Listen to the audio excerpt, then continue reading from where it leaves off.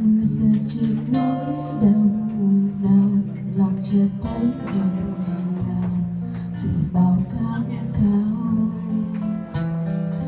Đời chờ làm chi nỗi đau ai ngờ, tình yêu đôi ta như là mơ.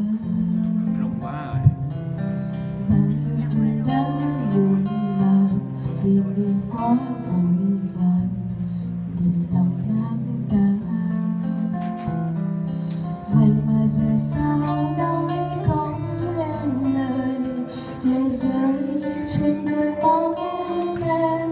Từ trong con tim em cứ nhớ anh vô bờ, tình yêu ấy cũng đã khiến em mong chờ. Góc phố vắng anh mình em bơ vơ, bao giấc mộng ngày tan vỡ thì thôi xem như chuyện này chưa bắt đầu, để cho lòng người nhẹ với nỗi sầu. Như cành hoa đã thôi hoa màu mà ta giữ lại cho nhau.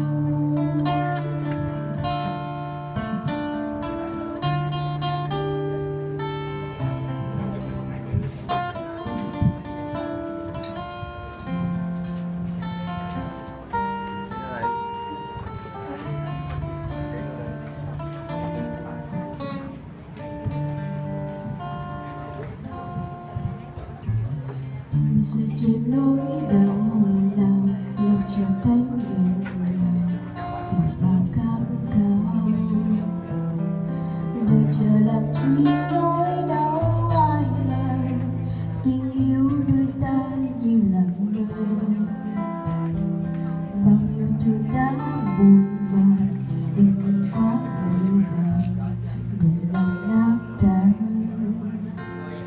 Vậy mà giờ sao nói không nên lời, mưa rơi trên đôi mắt em. Từ trong con tim em cứ nhớ anh vô bờ, tình yêu ấy cũng đã khiến em mong chờ.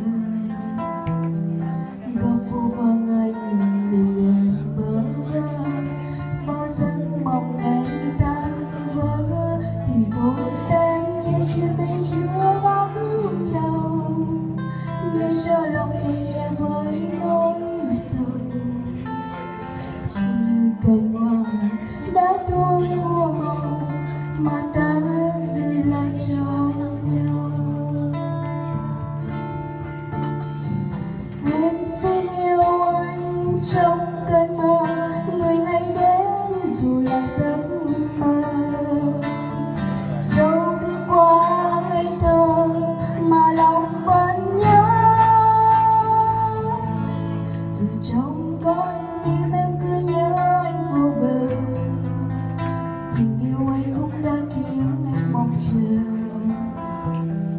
Góc phố vắng anh